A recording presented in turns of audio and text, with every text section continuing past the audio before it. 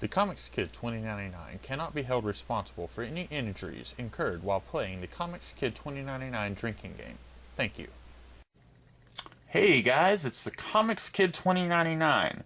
I realized that it's been about a month since I showed off part of my collection. And when the last time I did this, I stopped with the Ultimate books. So now I'm going to be showing you the rest of this shelf, or at least part of it.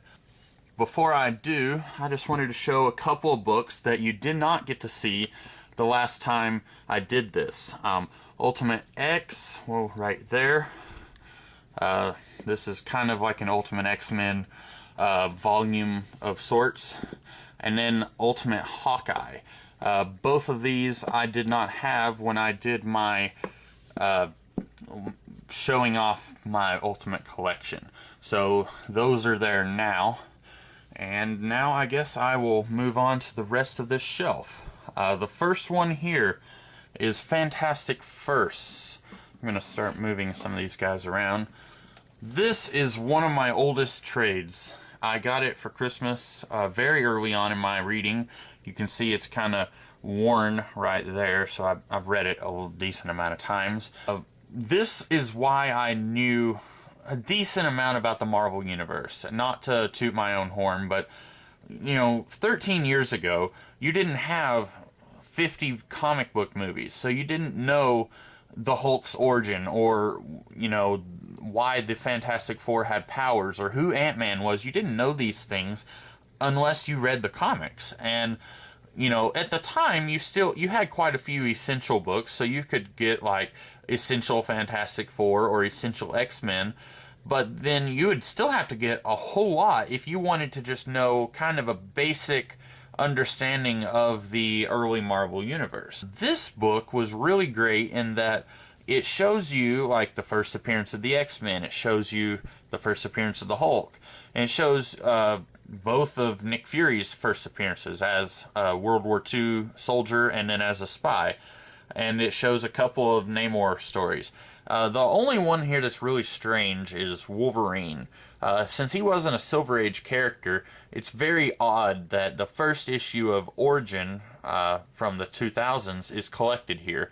That's a very weird inclusion in this book, and I really don't care for that. Even though I kind of like the character of Wolverine at times, I don't think that had to be in here. But this was just, this was my entry point into the Marvel Universe, I think it's safe to say. Even though I had read some Marvel comics before this, this is really what sealed the deal, I think. Iron Man, Enter the Mandarin. This is my only Iron Man trade, if you don't count the Ultimate Iron Man books, which I count those more as Ultimate books and not Iron Man itself. I'm not a huge fan of Iron Man at all. This, though, I got it, it was pretty cheap, and Joe Casey wrote it. I'm a big fan of some of Joe Casey's work, and even if it's something I don't hugely care for, like this, I still respect Joe Casey as a writer. I like his method, and I won't get too much into that now, but what he did here was basically he took roughly the first year of Iron Man stories from Tales of Suspense, and he wrote around them. He crafted a story that takes place in between those issues. And since I haven't read those issues, I really don't feel like this had the impact on me that it would have had on somebody who has read those issues. But if you are wanting to get into Iron Man, you maybe have seen the movies, or you watch the Avengers and you like Iron Man and those, maybe this is a good place to start. This shows the Mandarin and kind of his war with Tony. So if you're wanting to gear up for Iron Man 3, which has the Mandarin, then this would probably be a good place to start. But again, I'm not an Iron Man fan, so I really don't feel extremely qualified saying this is what you should read if you want to get an Iron Man. And then we have two books here, Earth X and Universe X Volume 1. The reason I own these is because I am a big fan. Anytime a comic book or a TV show or a movie does something in the future, I am there almost always, especially if it's characters who I'm already familiar with. This basically the Earth X and then both volumes of Universe X and both volumes of Paradise X are, is a huge 60-issue fan fiction of what would the Marvel Universe be like in the future. And it's a very dark future, but there's also a lot of really cool ideas. Things that wouldn't have really occurred to me or anyone, I don't think. They're very creative ideas, but also after a certain point, they get really ridiculous.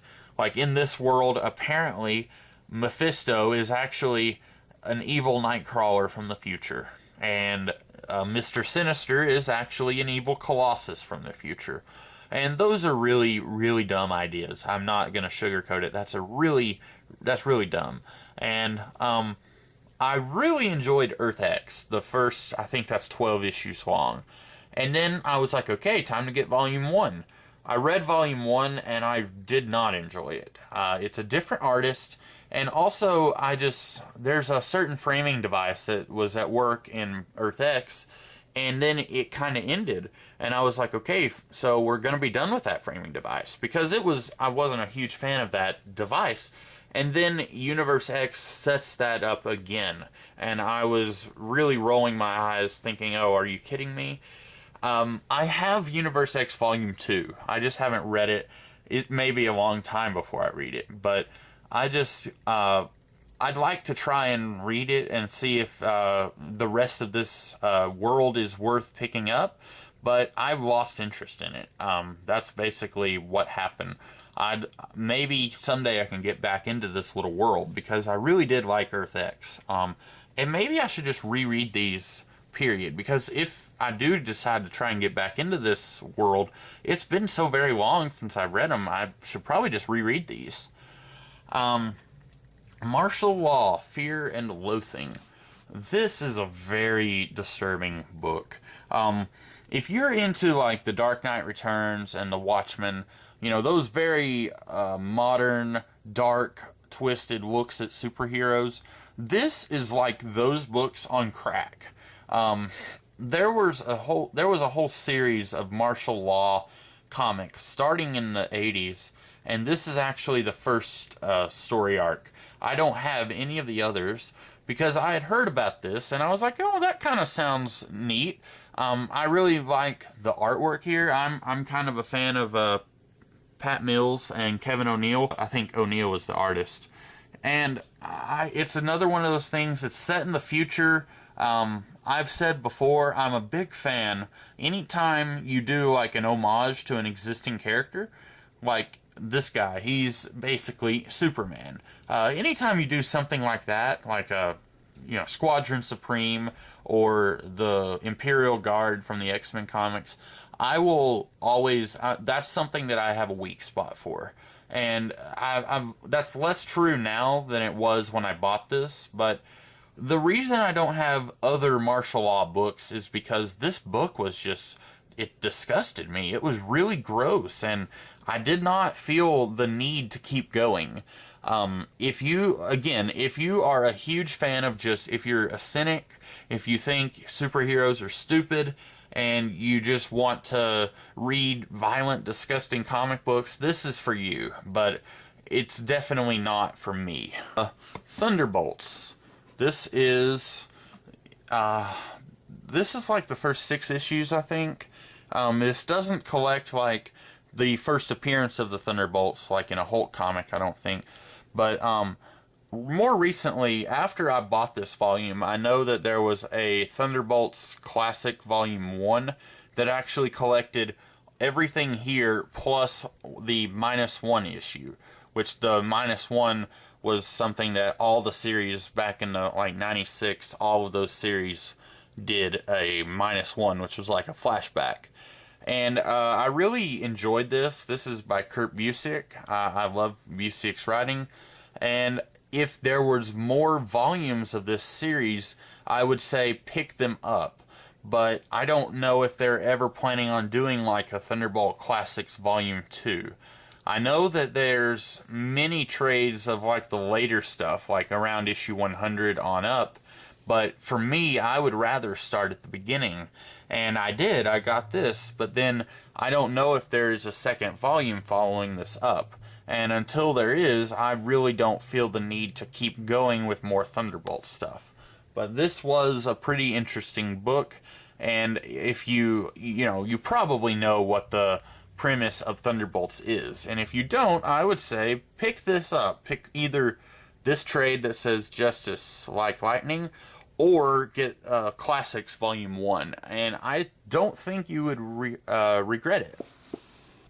Right here, I have 2 volumes of The Golden Age of Marvel Comics. These are very interesting. If you have never read anything from the Golden Age, I would suggest giving one of these volumes a try. This one, Volume 1, is actually a little bit more expansive. It goes... the earliest issue here is from like 39, and then I think it goes on up to like 54, which a lot of people consider that to be the very end of the Golden Age. This one over here is more concise. It has mostly stuff from the 40s. But there are some very interesting concepts and characters here that, well, I wouldn't say they're interesting, because a lot of these characters, they don't really have their own distinct personality. But if you've never heard of the Destroyer, or the Golden Age Angel, or the Finn, well, then you might want to read these and just see, what's up. A few of these are actually very good. I really, really liked the Marvel Boy story that was here. I enjoyed the Golden Age Vision story. There's some, it's very fun. If you don't know a whole lot about the pre-Silver Age Marvel, then I would suggest giving these a read. The only problem... I'll let you look at this cover since I didn't show it. The only problem is there are some times here where some of these comics are hugely racist. There's no way to get around it. Like, they're from the 40s, and that was happening then. It's not good. There's no excuses, but if you are offended by that, and rightly so, you may not want these, but there are some very questionable moments in these comics. It doesn't happen often. It's not on every page, but there are a few moments where you would probably, it's like a slap to the face. You're kind of, whoa, what, wow. So that's the only downside for those. But they're very creative, very inventive stories. Some Stan Lee written work in there, and a couple of Jack Kirby comics as well. So very fun for the most part. Captain America, War and Remembrance. This is the only Captain America trade that I have. If you don't count Ultimate Comics again. This is written by Roger Stern, and it is drawn by John Byrne. Now, I have a very love-hate relationship with John Byrne. I love his artwork, and occasionally I like his writing. Next Men, I think, is the only example where with no reservations, I absolutely loved his writing. But for the most part, I think he's a better artist than he is a writer. And this is, of course, he's not actually writing. He might have been co-plotting here, but I don't think so. But this is a very short run on Captain America. It didn't last very long at all. And as you can see here, there is a short story here where people are trying to convince Captain America to run for president. And there's some other stuff going on here. He goes to Great Britain and fights some vampires. And then there's a flashback issue that kind of retells his origin story. Because, in the 1980s, they didn't really have trade paperbacks like they do now. So if you weren't around in the 40s or the 60s to see his origin story when it was told or retold, then you basically had to wait for someone like these guys to come along and retell the origin story. But it's a very, it was good comics. I enjoyed myself when I was reading this, but there was nothing here to get me to start reading Captain America. So that's that. Probably if you are a fan of Captain America, then you already have more Captain America stories than me, and you know better where you should start reading Captain America if you think that you should. But me, I enjoyed this. I got it because of Byrne's artwork, but it's a decent comic book. There's nothing wrong with it. I just think that, it didn't really grab me and make me interested in reading more Captain America. Oh, no, just skipped one. Fantastic Four, The End. This is not good. I'm sorry I'm just kind of jumping right in. I'm pulling no punches. This was set in the future. It's actually set, I think 40 or 50 years in the future, but there's, this pill that all the characters can take so that they're immortal, and it's just really not very good. Alan Davis, I love his artwork, but this is another example of this. He's not a writer, and I believe Farmer here was an inker. I don't think that this book actually had a writer except for Alan Davis, and this book was just, I didn't like it. It's one of those Fantastic Four stories where none of them are actually working together until the very end of the book. And even then, without spoiling it, their efforts are all for naught. I don't like it when the Fantastic Four aren't working together as a Fantastic Four.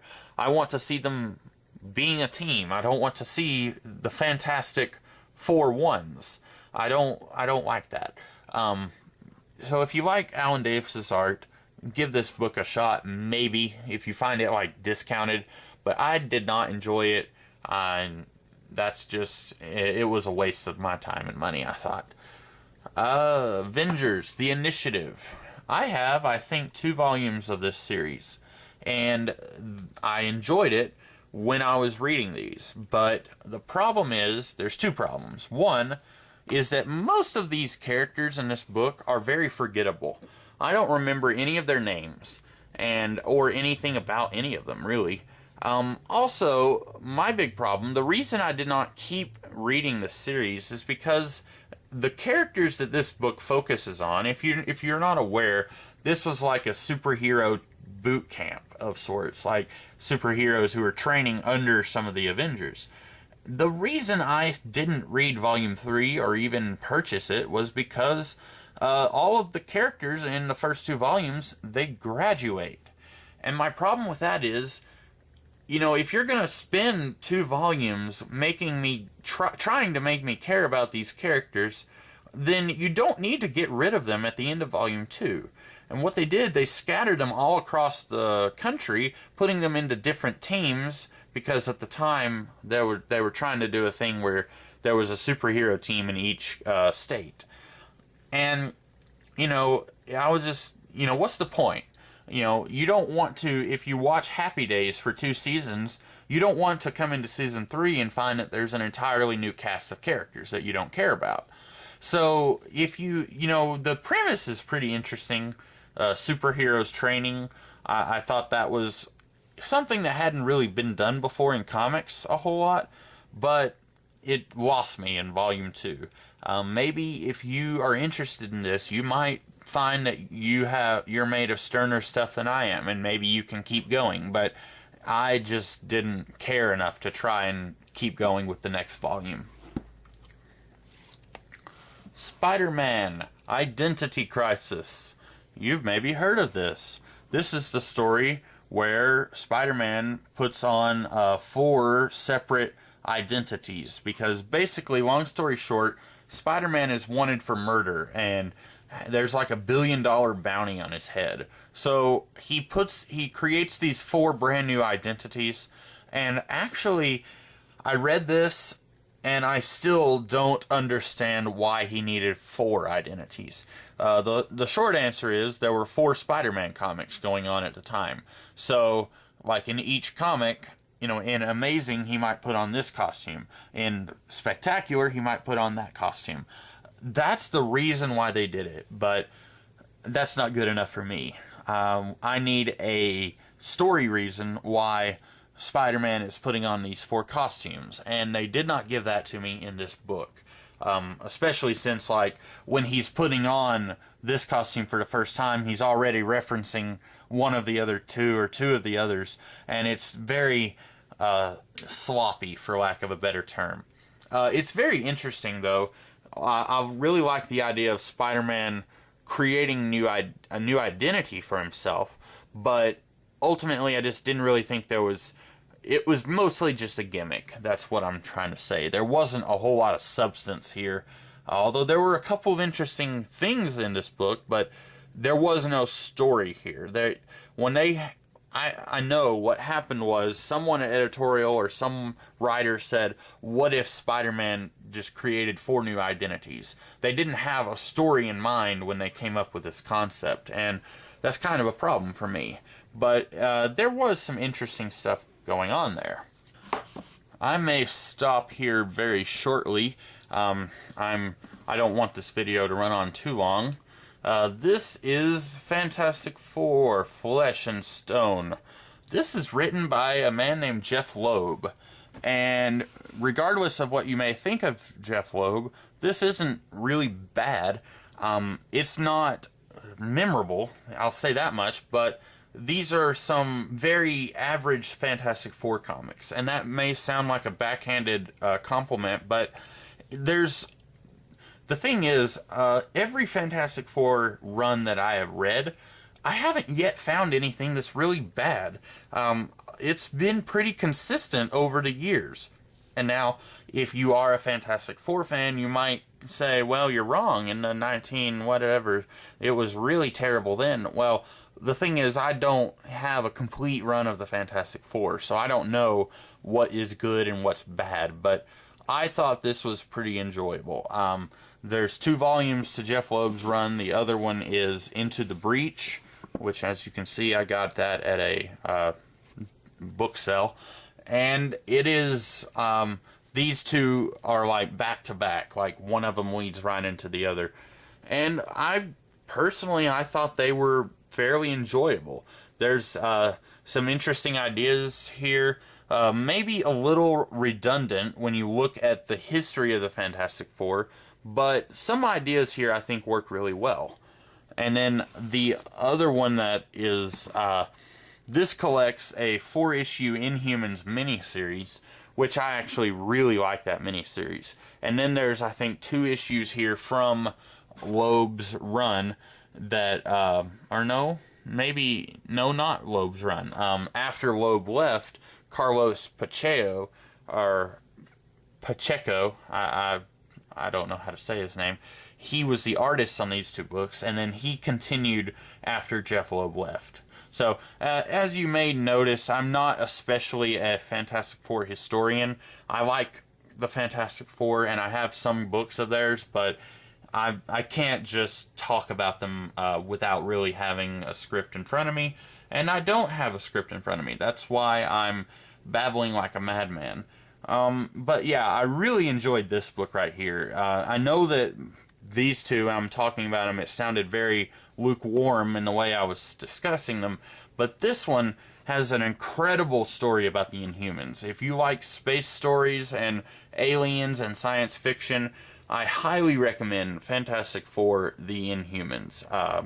That was a remarkable story, I thought. That's a sample of the art you will get. Just Ladron is that artist's name, and I really love his work. And I'm going to stop this video here, and I will talk about the rest of the shelf the next time I talk about my collection. So, this is the Comics Kid 2099, signing off.